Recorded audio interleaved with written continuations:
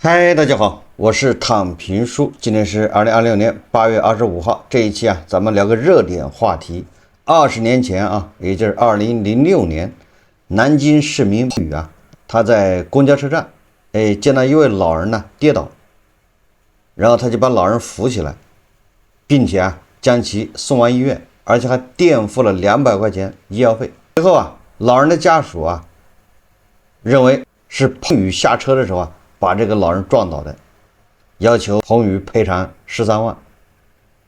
那彭宇就說了，我是做好事好心相扶，不是我撞的人。然後這個事情就告到法院了。南京市鼓樓區法院一審判決彭宇要賠償老人4.5萬元。這個判決的依據在網上也成了一個梗。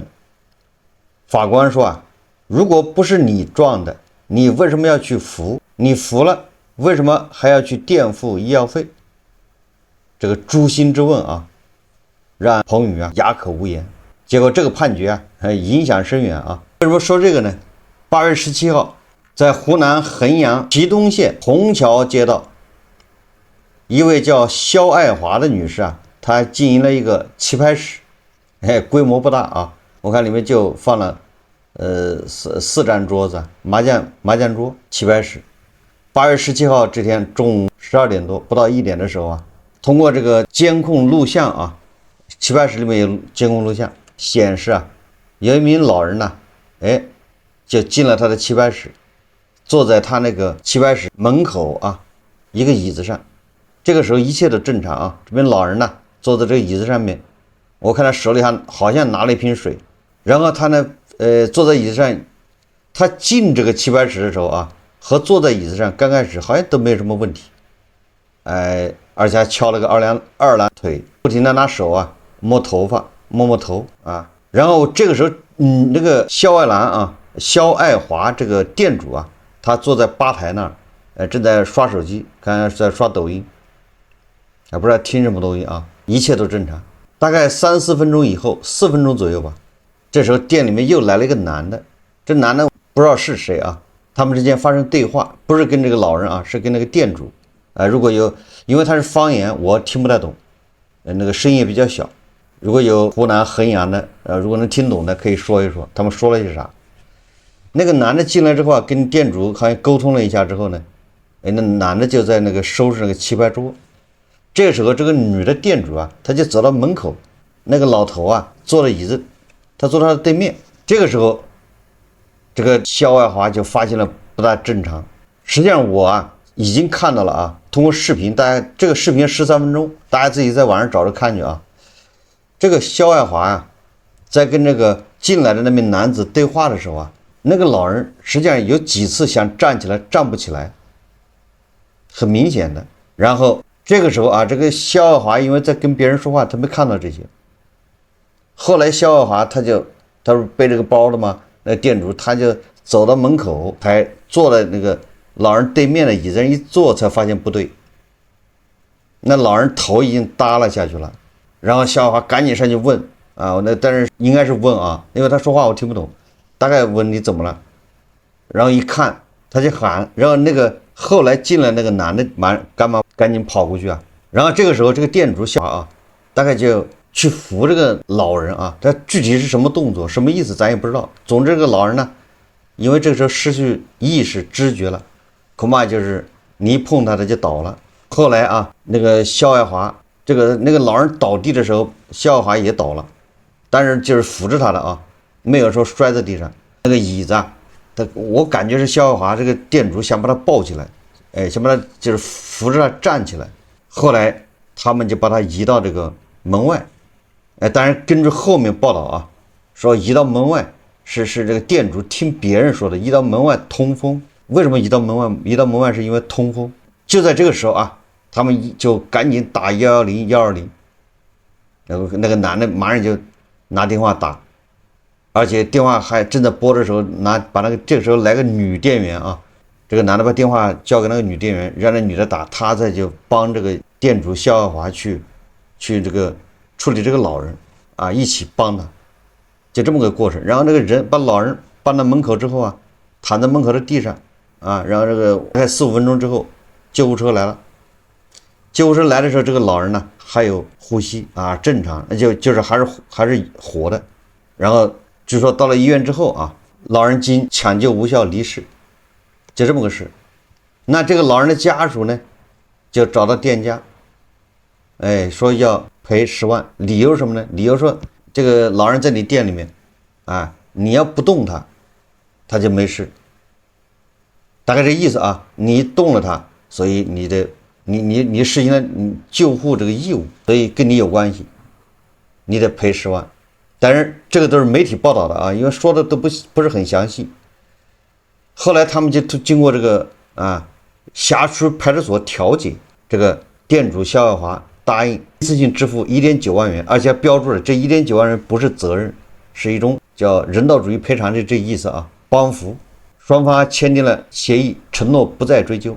這個事情本來到這兒也結束了啊。根據這個有媒體說啊，報道說這名老人呢，實際上他有基礎的糖尿病啊，就是基礎病，糖尿病。然後据說頭一天晚上人就不舒服了，頭暈，無法進食等等啊。結果這個事情呢，被這個肖愛華女士的她兒子在網上發視頻，引起網友關注，一下輿論就上來了啊。你看，這不就是一個新的彭宇案嗎？通過這個視頻顯示啊，很像是彭宇案，對吧？好人再一次啊沒有好報，反而還被人訛了1.9萬元。確實啊，通過這視頻看就像是啊，那這個輿論就爆炸了啊！輿論一爆炸，這個當地有關部門就立馬介入啊，這是輿情，對不對？所以說這個衡陽什麼祁東縣司法局啊，以及相關部門就介入核查。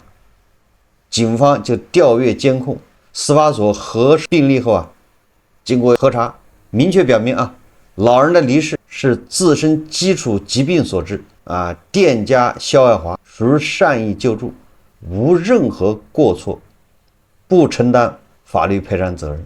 這個司法部門啊介入以後啊，說當地相關部門主動向店家提出，將由官方資金將店家已支付的1.9萬元還給店家。那麼根据紅網時刻新聞最新報道，說8月24日下午，湖南祁東金泰米業總經理龚勝利專程來到祁東縣虹橋街道，走訪慰問肖愛華一家，為他們送上了2萬元慰問金，以實際行動鼓勵凡人善舉，弘揚全社會揚善崇德之風。慰問中啊，這個龚勝利啊對他的善舉表示敬意，做好事有可能引來不必要的糾紛，但面對應急情況，出手幫扶是人的良心良知，是否能專業救助，救治是否得當，需要全社會的關心。我們送慰問金，就是不希望你們一家受到經濟上損失，就是要以善崇德，弘揚我為人人，人人為我的風氣。肖愛華一家對金泰米業關心表示衷心感謝。他們表示啊，這2天有很多人對他們表示了慰問和鼓勵，感覺很溫暖。以後再遇到需要幫助的事或者人，還是會站出來，盡自己一份力去幫一把。這個當時的目擊者叫鄧先生啊，表示啊，他說事發之時啊，老闆娘主動上前施救，屬於救死扶傷，評價其人品賢良。那麼據說啊，在調解過程中啊，這個死者的兒子，死者家屬說吧，如果不答應賠償，那麼就把這個老人的遺體啊放在你這個店門口，讓你生意也做不成了。大概出于這種啊息事寧人的考慮，這個店主啊肖愛蘭就答應了啊1.9萬。但是賠了1.9萬之後啊，他就覺得這個事情心裡堵得慌啊，明明是做好事是吧？結果還攤上這麼個事。這個肖愛蘭啊，因此出現身體嚴重不適，失眠、頭暈、吃不下飯。媒體報道啊，說考慮到啊，這個她的身體狀況，所以這個肖愛蘭的丈夫啊答應給對方轉賬1.9萬元。事發後啊，門店暫時關門，姐姐在照顧母親，剛交了房租，店幹了2年，還不確定是否繼續開店。我看這個有媒體報道啊，這個店主的兒子說這個事情已經完了，結束了，也就是達到目的了。有人賠了1.9萬，就是有人替他出了這1.9萬，到底是这個金泰米业出的，還是說地方政府出的，誰也不知道啊。我今天就聊聊這個事情呢，這事情前因後果大概就這樣啊。因為我找了很長時間啊，按照我的慣例，我還要看一看這個死者家屬是怎麼說的，他們的理由是什麼。但是很遺憾啊，就我翻遍了網絡啊，沒找到任何媒體對這個死者家屬的這個採訪，也沒有看到這個死者家屬在網上發聲。那所以這個事情就顯得有點蹊蹺啊。但是首先我先說一個啊。就這個監控視頻這13分鐘這個畫面來說啊，我認為這個肖愛華他應該沒有責任，盡到了啊救助義務，就是一個店家該做的。但是我一直想的是，那既然這個視頻顯示啊，這個店主肖愛華沒有責任，那為什麼他要答應要賠1.9萬呢？那這個死者家屬啊，他們為什麼提出10萬的賠償的要求？所以我把這視頻看完之後，我也有幾個疑問啊，有沒有这個另外一方的聲音啊？現在只有你看啊，原告的聲音、地方政府的聲音、第三方的聲音，但是唯獨缺了被告的聲音。被告缺席，皮褲套棉褲啊，必有緣故啊。考慮到咱們網上翻車啊，那是經常的事情，对吧？是这個叫習以為常，經常翻車，所以我就提出這麼幾個疑問呢。這玩意記得注意。首先啊，我剛才已經說過了，這個通過這個視頻看啊，因為視頻看的全是動作，沒有任何心理活動，而且他說話我也聽不懂，那有的斷斷續續，有些話聽不太懂，所以我們只能看到動作。那通過這些動作來說啊，這個肖愛華這個店主啊，應該沒有責任，這是我一再強調的啊。但是還有一些疑問。第一個啊，這肖愛華為什麼要把他從這椅子上扶起來呢？按照常理來說啊，那你把他扶住，別讓他倒下就行了，對吧？趕緊打110、120就扶着，因為這個時候那個老頭啊已經坐不住了，那個身子往前傾了，你知道吧？坐不住，實際上就一頭要栽下去。這個時候啊，那個肖愛華好像把他要扶起來。抱起來，這種攙着他的雙臂啊，那這個我是有個疑問啊。那按理來說，你扶着他別動，對吧？然後打110、120趕緊。當然了，有人說，哎，那是把他扶着，把他躺平那兒，對吧？把他平躺在那兒更好，這也有道理啊，對吧？那好，平躺那兒，那你為什麼把他平到了門外去呢？那也有人就說了，門外通風啊，對吧？這個媒體也說了，門外通風，這個就說不過去了啊，因為他那個椅子就在門口。他那個是個捲簾門吶，那個門外和門裡通風是一樣的，沒有任何區別。相反啊，我為什麼說要8月17號中午1點呢？大家想象一下，8月17號中午1點，你看看那個視頻，那是地表溫度最高的時候，你把人擱在門外面，大太陽下面，這個用通風來解釋，我覺得解釋不過去。相反，屋裡面更通風，而且還更涼快。對吧？你就把它放在椅子邊，就地放倒，躺平也可以。你把它移出去，實際上啊，我們應該很多人有上年紀人應該知道，他這個做法，當然我也只能推測啊，實際上就是一個這個店主啊，還是不希望惹上麻煩。如果這個人在自己店裡出了事，他就說不清，死在自己店裡面，對不對？第二個晦氣啊，你這店裡要死了人，恐怕這接下來1個月打麻將，他的生意都受影響，對吧？对這麼個小店來說，所以他第一反應、本能反應是把人要搞出去，死不要死在這兒，或者出事不要出在這兒。這是一種啊，這是我認為最接近的一個。但是我們也要說回來，叫論技不論心吶，就是你不要管人家心裡怎麼想的，但是他是不是起到了救助的義務？我剛才已經說了，救助義務你打120沒毛病，或者你當時對吧？防止他次生災害什麼意思？就是他暈倒了，光腦袋，對吧？栽到地上，這不是叫次生災害嗎？所以你防止這些是可以的，你把人家扶住，對吧？或者你就在就地給他躺平也可以，打120。所以說他把這人挪到門外這個問題啊，我就懷疑人家家屬抓的就是你這一點，大太陽底下你暴曬人家。第二個啊，你說是的，咱們這個基層的這個民警啊。基層的司法組織都是息事寧人，都是結事了，什麼意思呢？就是說，哎，就是我们經常說的和稀泥，哎，就把你們雙方在一起，哎，你們協商吧，对吧？大家抬头不見低頭見的，是吧？這事情誰也不願意碰到啊。然後這個就勸這個啊，死者家屬，你們啊也不要那麼多，哎，勸這個店主啊，你差不多就對吧？也認一點，你不認，人家一告你很麻煩吶，對吧？你要請律師，也要這個耽誤時間，哎，這兩邊和稀泥嘛。最後扯到19000，這個店家一看，哎呀，算了，算我倒霉。問題是這個前提是什麼？前提是一定是這個死者家屬他一定是有某些理由，要不然他純粹就是啊胡攪蠻纏。那我相信啊，這個地方派出所他也不至於啊說就要是吧，就睁着眼睛讓你就那不就是敲詐了嗎？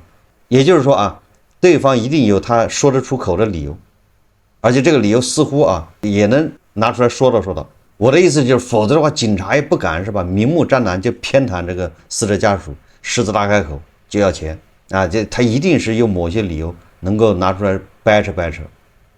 那警察就說了，那你看人家這麼說了，這玩意啊，一旦打官司，這法院怎麼判還不好說。那這裡又說到這個彭宇案了，對不對？那彭宇案你看不賠了4.5萬嗎？但是這是我舉例子啊，人家一說你看看，那也是啊去服的，跟他沒關係。那到了法院打官司，不好意思，你就得賠錢。那這個店主肖蘭一聽，我的媽呀，4.5萬啊，這對吧？這說不定還賠得更多呢，划拉到1.9萬，他就認了，家屬就認了啊。他那個是那個肖亞蘭的老公答應賠1.9萬啊。這就是說，這是我第二個疑點，就是家屬他的理由是什麼？我覺得他這個理由一定不是特別荒唐啊。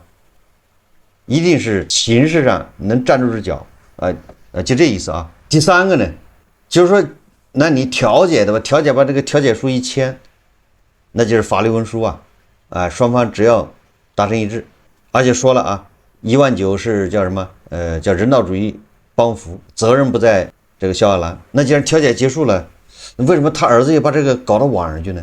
這個是我覺得蹊蹺的地方啊。那就是說啊。這個肖亞蘭和她老公兩個人願意吃個啞巴虧，對吧？兒子後來知道這事了，覺得氣憤不過，把他搞到網上去。這裡面有問題啊，就是為什麼你同意你不簽字，人家不能把你怎麼樣啊？當然了，這個死者家屬威脅說把那遺體啊就放在他們店門口，這個是不可能的啊。如果真要把遺體放到店門口，那就是他違法，是吧？那警察就抓他去，那這就變成敲詐勒索了。他口頭這麼說啊，那只是表達一個願望，還沒到這個叫敲詐勒索的地步。就是他嘴上說，哎，我到時候把那個，對吧？把那棺材放在你們家門口，看你們怎麼做生意。這種說法在警方那裡只是個說法，只是個話趕話的一種氣話，警察當面。所以說你要說這個是勒索，還真夠不上，是吧？不像私下裡或者是他上門沒有警察。這個死者家屬上門是吧？你要不那個我就怎麼着？那個可能啊情況就更嚴重一些啊，就是可能更偏向於勒索這種啊，在警察當面你這麼說，那是調解的時候話趕話呀，那可能夠不上勒索啊。但是你要有這個行為，那絕對是勒索敲詐。你把棺材放人家门口要錢，性質就變了。所以說我的意思啊，你既然雙方調解成功了，都把字簽了。馬上回来一反悔，這個我覺得不對啊。我認為這個肖亞蘭這個店家和她老公，包括他們家孩子，當時就不應該簽。那打官司唄，你去告我，1分錢不給。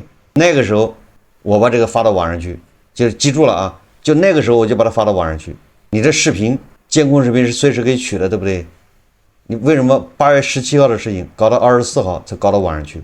搞到网上去之後，然後這個1.9萬回來了，不管是政府給的還是那個金泰米業給的，哎，他馬上兒子就說，哎，這事就過去了。反正這裡面有貓膩啊，就是皮褲套棉褲必有緣故，也就是我們不能老是偏聽偏信，對吧？就聽一方怎麼說，然後只要他是先说的，就是他說的對，這裡面一定有事兒啊。第四個就是媒體到現在啊也沒說清楚，到底這個1.9萬誰出的，是金泰米業出的還是地方政府出的，什麼街道出的，反正也沒說清楚。如果是金泰米業出的，我覺得倒是可以啊，沒毛病。政府出，那這個問題又來了。那按照魏巍老師說的，政府的錢是大頭的錢，你拿大頭的錢給別人填這個窟窿，或者把這錢等於變相的給了死者家屬，那是為什麼？那大頭的錢是我們的，那為什麼拿我們的錢去無緣無故去買單呢？去做好人呢？去息事寧人呢？對吧？這也不对啊。那最後一個問題啊，就既然按照媒体对吧說的，既然按照視頻顯示，這個肖愛蘭這個店主他沒有一點責任，那好了，這是官方的這個得出結論啊，下了定論。那肖愛蘭沒有責任，那死者家屬的責任呢？那這個調解書是怎麼着？是調解書是法院判他無效，還是說調解書還是成立的？只不過呢，有人替這個肖愛蘭把錢出了。你这裡面是個法律關係的問題啊。那既然肖愛蘭沒有責任，肖愛蘭出這個錢，那死者家屬的是什麼性質呢？那政府應該給個說法，他是無理取鬧，對吧？是行政拘留5天還是10天，責令退賠着，把這1.9萬給退出来。如果你想一想啊，如果你要不对这種行為進行懲罰，既然肖愛蘭沒問題啊，店主沒有問題，那按照我們說，那這個死者家屬就有問題，對吧？你居然跟人家要錢訛錢，你這個把社會風氣敗壞，你這種搞法以後誰還敢去做好事啊？誰還敢去幫扶別人呢？對這種行為要堅決遏制，不能縱容，對不對？你要一旦縱容，這叫綏靖主義嘛。那以後誰逮着人就訛人了，是吧？所以我們不能縱容。那你政府怎麼處理死者家屬這老頭家屬這種行為？沒有，對吧？所以政府目前還是在停留在一個和稀泥，對吧？前面基層派出所就在和稀泥了，政府現在出來還是和稀泥。他為什麼這麼喜歡和稀泥呢？對吧？現在種種這個說法都指向啊，包括官方的都指向這個肖愛蘭沒問題，那你死者家屬為什麼要錢？要錢這個訛人家，對吧？讓人家賠錢，這就是錯誤，那就應該糾正。怎麼糾正啊？你不糾正，就像彭元案一樣，那個影響是越來越壞。最後我再糾正一下啊，就是我要再重申一下，比如一個店家啊，遇到這個情況該怎麼辦？實際上他的義務就是打120。實際上我們不能對這個普通人啊，就是我們自己也一樣，你有專業的救急是吧？救助的這種專業知識，這是不现實的啊。那對于我們普通人來說啊，盡到的救助義務就是打120，這是最起碼的，對吧？這個是必須的。第二個是什麼呢？第二個是我們就是普通常識，對吧？也不需要你有醫學知識，你是普通的常識。普通常識是什麼？就是不能再有次生傷害，就是次生的傷害，就是說，比如說他因為得了病磕在地上是吧？或者是怎麼樣的啊？或者從他站在椅子上，或者怎麼着的，那他還得了病，他会摔到地上，对吧？那你怎麼樣把他扶住或者怎麼着？這是些叫常識。你不能讓我去判斷他得了什麼急性腦梗還是什麼，對吧？中風還是什麼的，那誰知道啊？沒辦法，我們只能做這種常識性的。你只要做到這個，實際上你就盡到了救助義務。大家記住了啊，店家是有這個義務的啊。你只要開店，人家到你這兒坐着，到了你這兒，你就有這個義務，叫救助義務。但是這個救助義務不是無限的啊，對吧？它的範圍就這麼大。我認為啊，好，基於這個，對吧？那你要套這個肖愛蘭，他就沒問題，對吧？你打沒打120呢？打了，是不是啊？這個老頭坐不住往前倒什麼的，反正他服了，他这盡量保護這個老頭啊，是吧？一直拿手托着他頭啊，等等，基本上都做到了啊。所以說我說通過這個視頻來說，這個店主沒毛病。我們叫論跡不論心啊。什麼叫論跡不論心呢？就是說，反正他的行為沒毛病，但是他怎麼想的，我剛才已經說過了，對吧？他為什麼把人給整出去啊？實際上整出去是不對的。那外面那麼死熱，你屋裡面好歹有空調，對不对？有電風扇，沒有太陽直射。所以我得出結論啊，就是這個店主肖愛蘭，他出於個人目的，不想惹麻煩，結果偏偏惹上麻煩。他做了一個店家該做的啊，這是他應該的責任，應盡的責任。但是聰明反被聰明誤，搞出這麼一出來，所以大家记住了，如果你開個小店，或者你是做生意的啊，開門迎客的，什麼人都得，對吧？你不能不讓人家進，人家進了之後，一旦出事，你就知道什麼是你的責任。你的責任就是打120，然後制止事態惡化，對吧？做一些常識的事情就完了。最後我想說的是啊，還是咱們現在這個風氣不太好，是吧？這個基層啊，動不動還是處在和稀泥的一個狀態。某種程度上啊，就是基層不作為。基層要作為的話，对吧？這個事情警察說了，你們倆現在沒事，對不對？沒有刑事糾紛，對吧？也不再打架，也沒有治安問題。好，這就不歸我管了，你們倆各回各家，有事打官司，對吧？去法院。誰要搞治安事件，是吧？你比如說把棺材放在人家門口，那不好意思，那我就抓你，就這麼簡單，是吧？那你說要賠10萬，你說1分錢不用賠，你們去法院，是吧？我这不給你處理這事，這裡面只要沒有這個刑事的吧，沒有治安問題，跟我就沒關係，你就去法院打官司，誰鬧事我就抓誰，對吧？我就依法辦誰就完了。但是地方上啊，他做不到，為啥做不到啊？他還承擔着維穩的壓力。